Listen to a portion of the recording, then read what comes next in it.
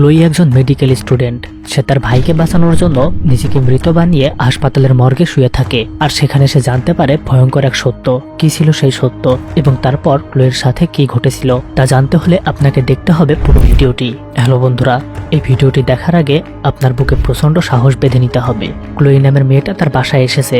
সেখানে আমরা জানতে পারি ক্লোয়ের বাবা কিছুদিন আগে আত্মহত্যা করে মারা গেছে। যেহেতু এটা একটা আত্মহত্যা ছিল, তাই ইন্স্যুরেন্স কোম্পানি থেকে তারা কোনো টাকা পাবে না। আর এদিকে তাদের বাড়ির লোনও সম্পূর্ণ শোধ হয়নি। যদি সময় মতো তার পরিশোধ করা না হয় তাহলে ক্লোই এবং তার ভাই টিজেকে পথে বসতে হবে। এরপর টিজে এবং রসকে দেখা যায় আর তারা কোনো একটা প্রতিষ্ঠানের সামনে এসেছে ডাকাতি করার জন্য। রসের কাজ হচ্ছে ভিতরে গিয়ে ডাকাতি করা, আর টিজের কাজ হচ্ছে রস ফিরে এলে গাড়ি চালিয়ে পালিয়ে যাওয়া। এরপর রস নকল একটি পিস্তল নিয়ে সেখানে বের হয় আর টিজে গাড়িতে ওয়েট করছিল। আর হঠাৎ করে টিজে একটা গুলির শব্দ শুনতে পায়। তখন রস দৌড়ে ফিরে আসে আর সে তার পিঠে একটা গুলি খেয়েছিল। টিজে গাড়িটি স্টার্ট করে, কিন্তু রস গাড়িতে উঠতে পারে না কারণ গাড়িটি বন্দুক হাতে বেরিয়ে এসেছিল। টিজে দ্রুত গাড়ি স্টার্ট করে সেখান থেকে পালিয়ে যায়। এরপর দেখা যায় ক্লোই বাড়িতেই ছিল। টিজে তখন আহত অবস্থায় বাসায় ফিরে আসে। টিজে ক্লোইকে জানায় ব্যাংকের লোন পরিশোধ করার জন্য সে আর রস মিলে ডাকাতি করতে গিয়েছিল। সেখানে রস মারা গেছে, যা শুনে ক্লোই কষ্ট পায় কারণ রসের সাথে তার সম্পর্ক ছিল। টিজে তাকে জানায় রসের কাছে মোবাইল রয়েছে। পুলিশ যদি মোবাইলটি পেয়ে যায় তাহলে তারা টিজেকেও ধরে ফেলবে। তারা দুজন তখন প্ল্যান করে মর্গ থেকে তারা সেই মোবাইলটি চুরি করবে, যাতে করে পুলিশের হাতে ফোনটা না পড়ে এবং টিজের কোনো বিপদ না হয়। এরপর তারা একজন ফার্মাসিস্টের কাছ থেকে একটি মেডিসিন কেনে, যেটি পুশ করলে একজন মানুষ কিছু সময়ের জন্য মৃত মানুষের মতো হয়ে যায়, অর্থাৎ সে অজ্ঞান হয়ে যায় আর তাদের হার্টবিট বন্ধ হয়ে যায়। তাদের প্ল্যান ছিল এমন যে ক্লোই মেডিসিনটি পুশ করে মৃত হবার ভান করবে আর তারপর তাকে মর্গে নিয়ে যাওয়া হবে। এরপর সেখানে যখন তার জ্ঞান ফিরে আসবে তখন সে এভিডেন্সগুলো চুরি করবে। এরপর ক্লোই তার শরীরে ইনজেকশনটি পুশ করে আর তারপর শুয়ে পড়ে রাস্তায়। মর্গের ভেতরে ক্লোইর জ্ঞান ফেরে। তার আশপাশে অনেকগুলো লাশ ছিল। এরপর দরজাটি বাইরে থেকে লক করা ছিল। তখন সেখানকার ডক্টর রুমে আসে। ডক্টর একটি লাশ নিয়ে রুম থেকে বেরিয়ে যায়, কিন্তু দরজাটি লক হবার আগেই ক্লোই দরজাটি ধরে ফেলে কারণ ভেতর থেকে দরজাটি খোলার কোনো ওয়ে ছিল না। সে ধীরে ধীরে বাইরে আসে। এরপর সে অপারেশন রুম থেকে ডক্টরদের ড্রেস নিয়ে পরে নেয় আর সে ধীরে ধীরে এভিডেন্স রুমের দিকে এগিয়ে যেতে থাকে। আর ভিতরে সেই ডক্টরটি তার কোনো কাজ করছিল। সে বাইরে আসার আগে ক্লোই পালিয়ে যায়, কিন্তু সে শব্দ পেয়ে বুঝে যায় যে এখানে কেউ আছে। ক্লোই তখন অপারেশন রুমে লুকিয়েছিল। ডক্টর সেখানে আসে। তখনই মর্গের ভেতর বিপ সাউন্ড শোনা যায়, অর্থাৎ মর্গের বাহিরে কেউ এসেছে। এরপর ডক্টর সিকিউরিটি রুমে যায় আর সেখানে একটা গাড়ি এসেছিল।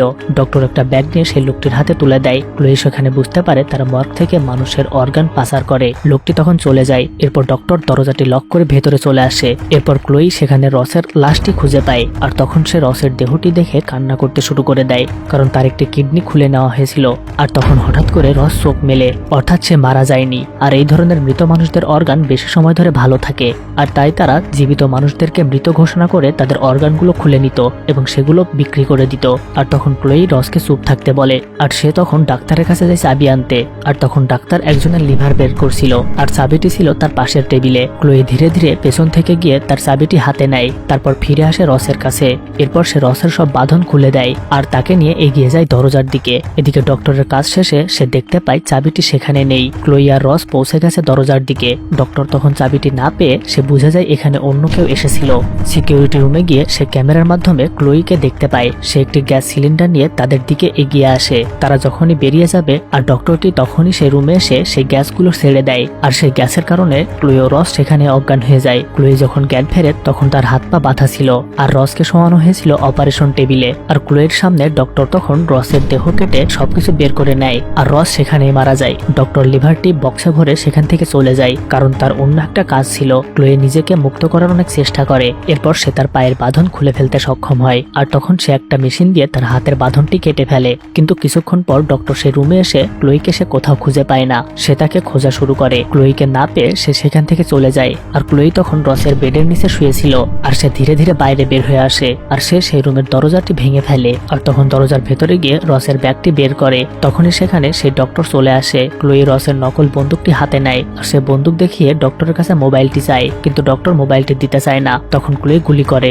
আর ক্লোই তখন সেখান থেকে পালিয়ে যায়। আর তখন ডক্টর ক্লোইয়ের কাপড়ের গন্ধ শুকিয়ে একটা কুকুর সেখানে ছেড়ে দেয় আর তখন কুকুরটি ক্লোইয়ের উপর আক্রমণ করে, কিন্তু ক্লোই সেখান থেকে পালিয়ে যেতে পারে। কুকুরটিও তার পিছু নেয় আর সে রাস্তায় এসে একটা পুলিশকে খুঁজে পায়। তখন সে পুলিশকে বলতে থাকে ওই হাসপাতালের ডক্টর এখান থেকে অর্গানগুলো পাচার করতে থাকে। আর তখন সে শেরিফ সেই ডাক্তারকে ধরতে যায়। ক্লোই বলে সে অনেক ভয়ঙ্কর। হঠাৎ করে শেরিফ ক্লোইকে আঘাত করে ফেলে দেয়। তখন সেখানে আমরা জানতে পারি শেরিফ ডক্টরের লোক ছিল, অর্থাৎ এই পুলিশ নিজেই সেটার সাথে জড়িত ছিল।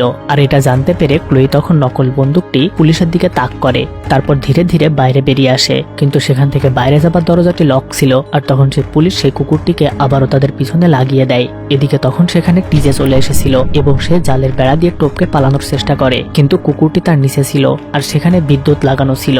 এরপর তারা দুইজন সেখান থেকে পালানোর চেষ্টা করে, আর পালাতে পালাতে তারা একটা আন্ডারগ্রাউন্ড রুমে এসে পৌঁছায়। আর এদিকে পুলিশ এবং ডাক্তার মিলে সেই অর্গানগুলো পাচার করতে লেগে যায়। এদিকে টিজে এবং ক্লোই সেই বেসমেন্ট থেকে ভেন্টিলেটরে প্রবেশ করে। তারা দেখতে পায় ভেতরে ডাক্তার এবং পুলিশ সেই লোকটিকে নিয়ে এসেছে। তারা চাচ্ছিল সেই লোকটির অর্গানও তারা বিক্রি করে দিবে। এরপর তারা অপারেশনের প্রস্তুতি নিতে চলে যায়। এরপর ক্লোই ভেন্টিলেটর খুলে ভেতরে আসে, আর তখন তারা লোকটিকে বেসমেন্টে নিয়ে আসে, কিন্তু এই সবকিছু ডক্টর ক্যামেরার সাহায্যে দেখে ফেলে। আর পুলিশ তখন সেই বেসমেন্টের ভিতরে একটা স্মোক গ্রেনেড ছাড়ে, আর সেখানে ধোঁয়ায় ভরে যায়। এদিকে তারা গ্যাসের কারণে ধীরে ধীরে অজ্ঞান হয়ে যেতে শুরু করে, কিন্তু কিছুক্ষণ পরেই তারা সেখান থেকে পালাবার একটা রাস্তা পেয়ে যায়। কিন্তু তারা গিয়ে পুলিশের সামনে পড়ে, কিন্তু তারা দুজন কৌশলে তার সাথে লড়াই শুরু করে দেয় এবং তাকে মেরে ফেলে। আর এমন সময় সেখানে সেই ডক্টর চলে আসে এবং সে টিজেকে ধরে নিয়ে চলে যায় অপারেশন রুমে। আর সে তার অর্গানগুলো খুলে নিতে চাইছিল।